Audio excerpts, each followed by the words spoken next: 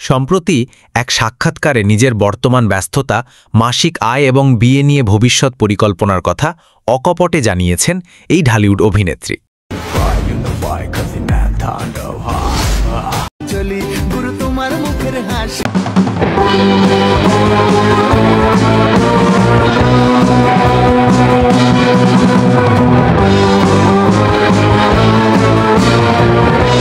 তখন বিয়ের কথা ভাবব।